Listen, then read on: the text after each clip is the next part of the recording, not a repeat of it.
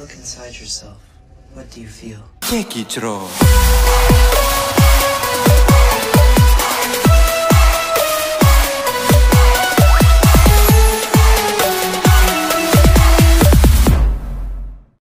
Diawali dengan menggambarkan ekspresi ketakutan dari seorang remaja culun bernama David. Ini orangnya, di mana ia tiba-tiba mengamuk setelah penampakan dari mimpi buruknya barusan seolah-olah terlihat nyata, sehingga seorang pria terpaksa harus menghentikan dia dengan cara menyuntikkan dengan obat penenang.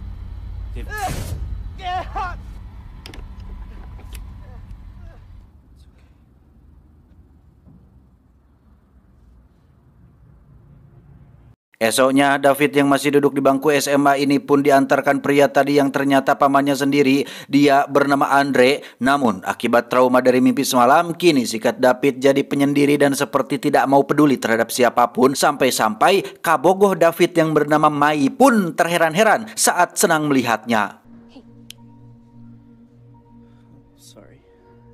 Come on, we're late. Tatkala jam pelajaran sekolah sudah dimulai, David terlihat masih pada ekspresinya yang cimudut, seperti tak ada semangat belajar sama sekali. Yang karena itu Pak Guru pun kepikiran untuk meminta dia memberikan tanggapan untuk materi yang baru saja disampaikannya. Namun uraian cerdas David saat itu sontak membuat semua yang ada di dalam kelas pun tercengang heran.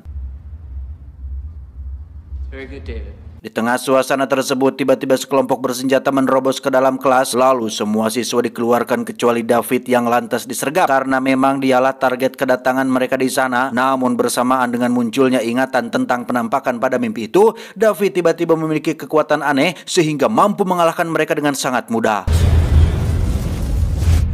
No.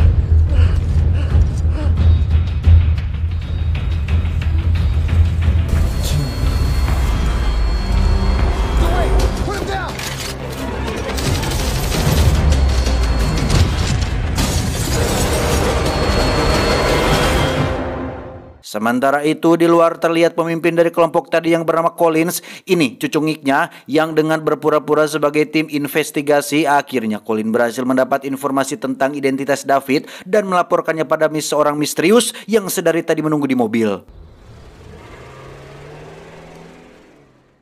Beralih ke sebuah fasilitas yang dimiliki oleh seorang dokter ahli kejiwaan bernama Fujitaka. Ini bebangusnya, konon di fasilitas ini telah lama berlangsung praktek eksperimen rahasia untuk menciptakan subjek manusia berkekuatan hebat, yang mana di antara subjeknya tak lain adalah David, sebagaimana di awal telah digambarkan dalam mimpi buruknya. Energy won't be the only green item produced.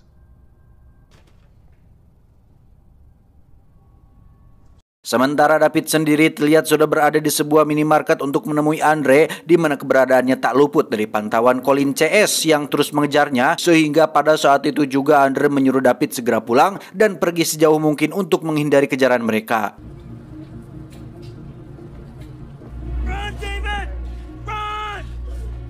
Begitu sampai di apartemennya, David langsung mengemasi barang-barang yang telah Anda persiapkan sebelumnya, yakni sebuah amplop dan beberapa botol obat penenang yang ketika hendak dibawanya pergi, tiba-tiba...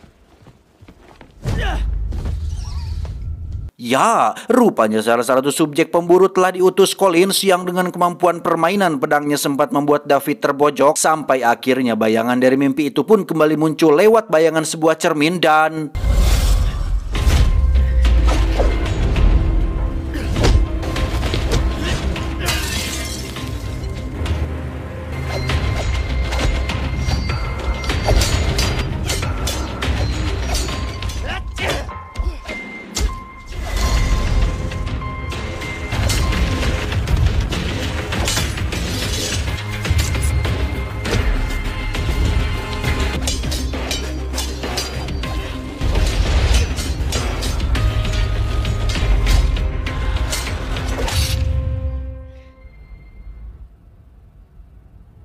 Sesaat setelah mengalami hal serupa, David selalu dihantui ketakutan yang tak biasa. Namun karena Collins dan anak buahnya masih terus mengejar, maka dengan melawan segala rasa takutnya, David berusaha menghindari sergapan mereka dengan cara nekat menjatuhkan dirinya dari atas loteng.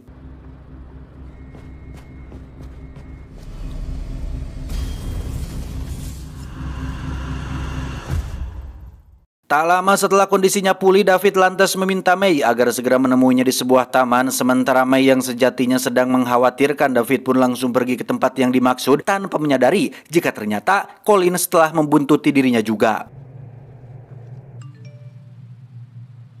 Di sisi lain, David terlihat tengah membuka amplop tadi di mana isinya ternyata adalah sebuah rekaman yang menjelaskan bahwa Andre sebenarnya bukan paman kandung David, melainkan seorang dokter ahli genetika yang sempat terlibat pada proyek eksperimen pada fasilitas tadi, termasuk menangani David yang notabene seorang anak bernasib malang dan sebatang kara. You're different. Special. Adapun tahapan dari proyek ini adalah menggabungkan energi dari dunia alternatif ke dalam tubuh manusia, yang dalam hal ini David merupakan subjek eksperimen pertama yang telah melewati tahapan tersebut, namun dianggap gagal karena masih memiliki perasaan layaknya manusia biasa sehingga harus dikembalikan lagi ke pengaturan semula. The organization focused on young orphans.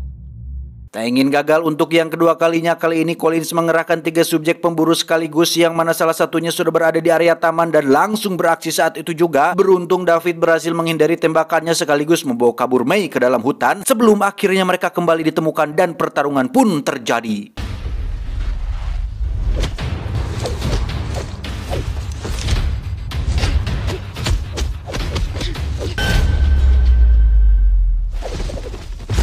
Dari sini terlihat bahwa strategi yang Collins terapkan bertujuan supaya David terdesak lebih awal, dan itu terbukti ketika subjek pertamanya mampu membuat pertahanan David keteteran. Padahal di sisi lain justru pada posisi terdesak itulah sebenarnya momentum kemunculan kekuatan David, dan hal itu benar-benar terjadi.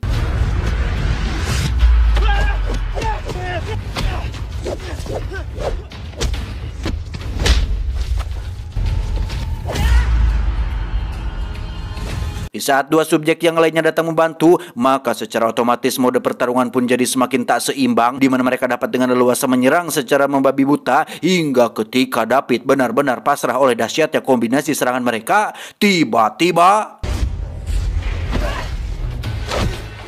ya, kekuatan itulah yang lagi-lagi muncul sebagai dewa penolong, di mana David ternyata tak membutuhkan waktu lama untuk bisa membalikan keadaan. Bahkan ketiga subjek pemburu itu pun akhirnya binasa dalam waktu yang hampir bersamaan.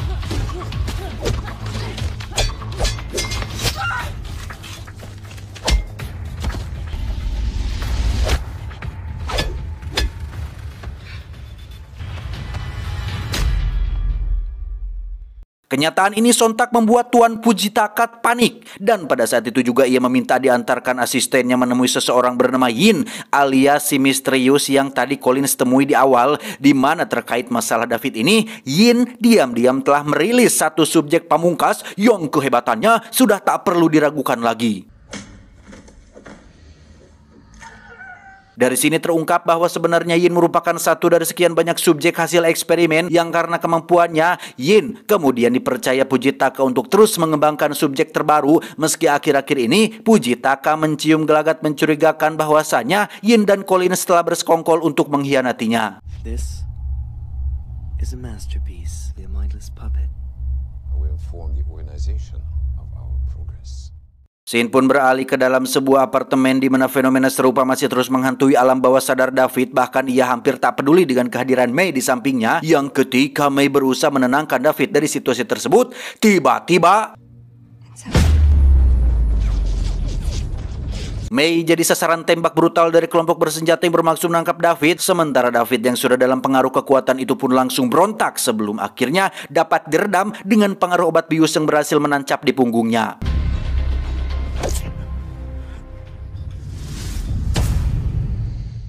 Begitu tersadar, David sudah berada dalam satu ruangan dengan Andre yang rarainya sudah petot akibat penyiksaan. Lalu Yin datang dan mendesaknya agar memberitahu kode untuk mereset ulang David. Namun karena Andre lebih memilih untuk merahasiakannya, maka inilah yang terjadi.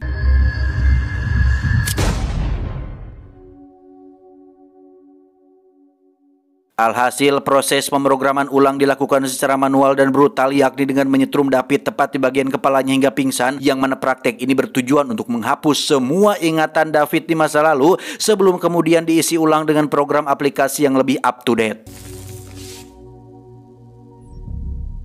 Di alam bawah sadarnya, David dipertemukan langsung dengan perwujudan dari kekuatan yang mempengaruhinya selama ini, dan jelmaan yang sangat mirip dengan dirinya itu mengatakan bahwa jika David menerimanya dengan sepenuh hati, maka kekuatan itu akan mencapai titik puncak serta dapat dikendalikan. Artinya bahwa kekuatan yang David miliki bukan semata-mata karena hasil eksperimen, melainkan sebuah anugerah atau kelebihan istimewa yang dibawanya sejak lahir.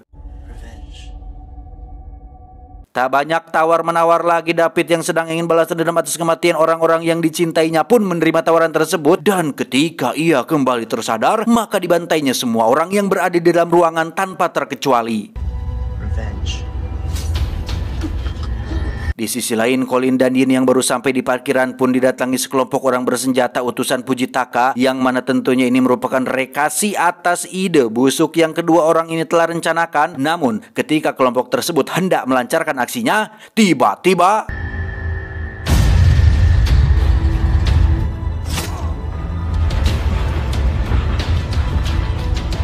bersamaan dengan itu, hadangan pun dilakukan oleh tim pengamanan fasilitas terhadap David yang sedang dalam misi balas dendamnya. Di sini terbukti bahwa banyak jumlah musuh sama sekali tak jadi masalah buat David, yang dengan mudahnya mampu membuat mereka tak berdaya.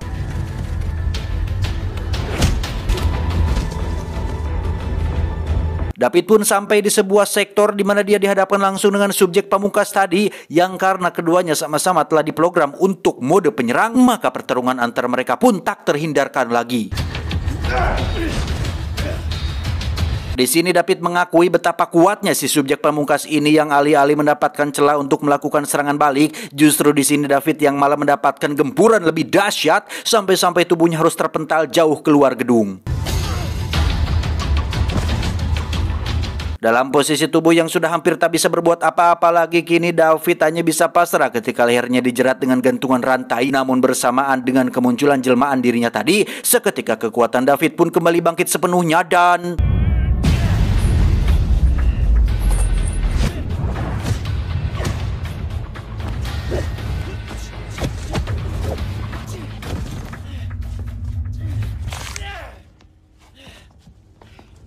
di sisi lain, alasan kekecewaan Tuan Fujitaka terhadap Yin bermula sejak Yin secara diam-diam menciptakan subjek baru tanpa sepengetahuannya. Karena hal ini diartikan sebagai suatu ancaman, maka Fujitaka menyuruh asistennya untuk memusnahkan semua bukti yang ada di fasilitas, sementara Yin sendiri tidak diketahui keberadaannya.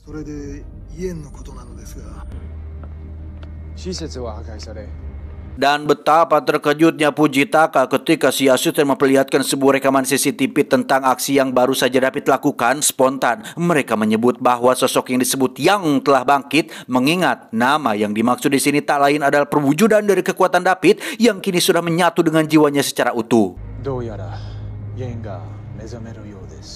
Dari sini dapat disimpulkan bahwa ancaman mereka yang sesungguhnya justru datang dari David itu sendiri, di mana dengan konsepnya yang tak memiliki tujuan lagi selain balas dendam, David akhirnya memilih untuk menghancurkan fasilitas tersebut berikut semua manusia yang masih berada di dalamnya.